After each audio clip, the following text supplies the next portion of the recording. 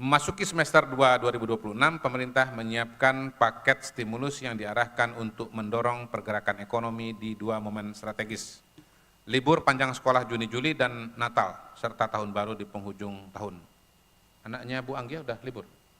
Udah ya? Kalau Pak Suwandi, anak Pak cucu yang libur? Anak Pak cucu? Oh cucu. Untuk libur sekolah 2026, pemerintah memberikan diskon 30%, Bu Anggia, untuk transportasi kereta api dan kapal, yang BBM-nya dijamin oleh SDM, nanti giliran Ibu jelasin. Serta diskon 100% tarif jasa ke pelabuhan untuk penyeberangan dengan feri, dengan total anggaran 190,5 miliar dan target penerima manfaat 3,07 juta orang. Untuk transportasi udara diberikan insentif pajak pertambahan nilai ditanggung pemerintah sebesar 100% bagi tiket pesawat domestik kelas ekonomi dengan anggaran 472,7 miliar dan target 2,3 juta penumpang. Skema insentif serupa juga disiapkan untuk libur Natal dan Tahun Baru yang akan datang. Untuk transportasi non-udara disiapkan anggaran 61,4 miliar dengan target 2,87 juta orang, sementara untuk transportasi udara, yang pertama tadi transportasi non-udara ya, sekarang yang transportasi udara, PPN DTP disiapkan dengan anggaran 722 miliar untuk target 3,7 juta penumpang. Kolaborasi pemerintah dan swasta ini dirancang bukan hanya untuk menggerakkan sektor pariwisata, tetapi juga untuk mendorong luas, memperkuat retail, memberdayakan pelaku UMKM, dan memperluas pengalaman wisata keluarga di dalam negeri. 3. Penutup, teman-teman media, program pembangunan dan renovasi 3 juta rumah merupakan salah satu instrumen strategis pemerintah dalam meningkatkan kualitas hidup masyarakat, sekaligus mendorong pemerataan pembangunan dan pertumbuhan ekonomi. Melalui pembangunan rumah baru, percepatan program bedah rumah, pemberdayaan UMKM melalui program gentengisasi, serta berbagai langkah percepatan, pemerintah berkomitmen memastikan semakin banyak rakyat Indonesia memiliki hunian yang layak, sehat, aman, dan terjangkau. Di sisi lain, sektor pariwisata Indonesia terus tumbuh. Sepanjang Januari-April 2026, Indonesia menerima 4,68 juta kunjungan wisman, wisatawan mancanegara, tumbuh 8,24% dibandingkan dengan periode yang sama tahun lalu. Sementara Wisnus atau wisatawan Nusantara mencatatkan 417,06 juta perjalanan dengan estimasi perputaran ekonomi sekitar 1.016 triliun rupiah. Devisa pariwisata pada triwulan 1 2026 menembus 4,05 miliar US dollar, tumbuh 6,3% dibandingkan tahun sebelumnya.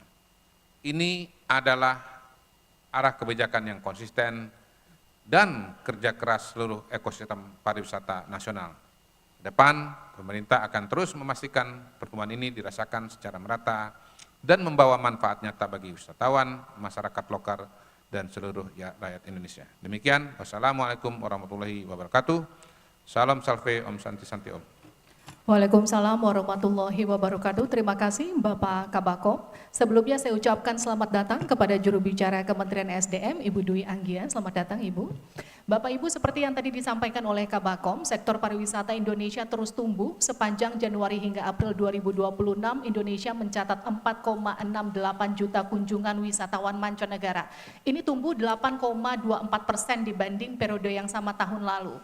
Sementara wisatawan Nusantara mencatatkan 417,06 juta perjalanan dengan estimasi perputaran ekonomi 1.016 triliun rupiah. Ini patut diapresiasi kawan-kawan karena pertumbuhan ini tetap terjaga di tengah geopolitik global dan ketidakpastian ekonomi dunia saat ini. Selanjutnya kita akan dengarkan paparan dari Bapak Suwandi, Sekretaris Jenderal Kementerian Pertanian mengenai mitigasi El Nino dan antisipasi kekeringan untuk menjaga ketahanan pangan nasional. Kepada Bapak Suwandi kami persilakan Bapak. Terima kasih Bu Selvi. Bismillahirrahmanirrahim. Assalamualaikum warahmatullahi wabarakatuh. Terima kasih. Salam Om Swastiastu, Nama Budaya, salam kebijakan, selamat pagi dan salam sejahtera bagi kita semua. Yang kami hormati, kami banggakan, izin Bapak Kepala Bakom RI, luar biasa. terima kasih diundang dan mohon maaf Bapak Menteri padat sekali dan izin kami yang mewakili. Yang kedua saya hormati Ibu Anggi, jubir dari Kementerian ESDM, para awak media cetak, elektronik dan semuanya hadirin sekalian yang berbahagia. Pertama-tama marilah kita panjatkan puji syukur kehadirat Allah Subhanahu wa taala atas rahmat dan hidayahnya sehingga pada kesempatan ini bisa hadir dalam acara press conference update program prioritas serta ketahanan energi dan pangan nasional di tengah tantangan perubahan iklim. Dan izin pada kesempatan ini Kementerian Pertanian akan menyampaikan fokus agenda mengenai mitigasi El Nino dan antisipasi kekeringan untuk menjaga pangan nasional. Itu agenda yang akan disampaikan dan sebelumnya Bapak Ibu sekalian, pangan bukan sekedar kebutuhan dasar tetapi merupakan hal-hal strategis yang menentukan keberlangsungan hidup mati bangsa. Oleh karena itu menjaga pangan adalah menjadi prioritas utama untuk menjaga kedaulatan dan masa depan negara. Untuk itu dan sesuai arahan kebijakan Bapak Presiden, Bapak Menteri, Bapak Wakil Menteri Pertanian juga, Bapak Presiden mengarahkan untuk fokus 5 tahun ke depan 4 program utama yang terkait dengan pertanian, yaitu 1, swasembada pangan, yang kedua makan bergizi, kemudian ketahanan energi, ada biofuel dan hilirisasi. Itu yang menjadi utama. Kami kupas satu persatu untuk mendasari agenda siang ini. Yang pertama terkait dengan apa yang telah dilakukan pemerintah dan semua pihak termasuk petani sehingga kita kemarin 2025 dan Bapak Presiden, Bapak Menteri sudah menyampaikan mencapai swasembada. Itu bukan hal mudah Bapak sekalian karena ada reasoning dan ada program-program yang bisa menunjukkan ke hasil itu. Dalam 1 tahun bisa mencapai swasembada pangan dan salah satunya swasembada beras. Yang pertama Bapak sekalian itu karena kebijakan. Kebijakan yang tepat di sektor pertanian akan berdampak signifikan. Salah satunya kebijakan pupuk waktu itu turun 20%. Dulu petani-petani ngeluh masalah pupuk, sekarang sudah clear, selesai dan harganya lebih murah pupuk subsidi. Kebijakan yang kedua, kebijakan HPP Bapak, Ibu, izin Pak Kepala, kebijakan HPP 6.500 itu sangat senang, petani jadi semangat terus. Kemudian juga kebijakan HET beras kan diatur juga, jadi kebijakan HPP ini untuk melindungi petani supaya harga tidak jatuh, HET untuk melindungi konsumen supaya harga tidak terlalu tinggi.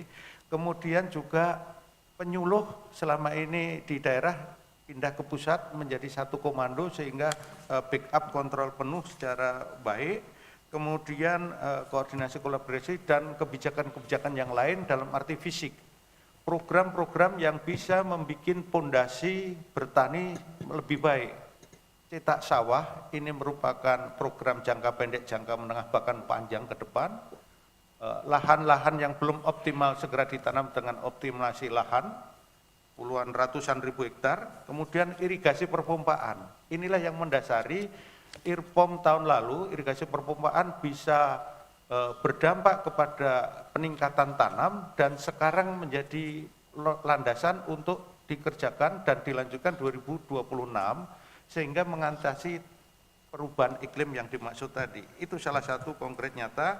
Kemudian baik aspek perbenihan, kemudian subsidi pupuk yang saya sampaikan lagi, kemudian termasuk tata kelola diperbaiki dengan baik, kemudian supporting system, alhasil kemarinlah dicapai swasembada dan diumumkan naik produksi 4 juta ton, dan sekarang terkonfirmasi Pak Kepala Bakom ini sudah ngecek gudang-gudang, berapa stok beras. Saya lihat, betul Bapak, 5,3 juta ton stok beras ini. Ini saya jadi pegawai negeri, udah 34 tahun Bapak Kepala. Baru sekali ini produksi naik tinggi, saya merasakan langsung dan itu stok beras nggak pernah sebanyak itu di Bulog itu.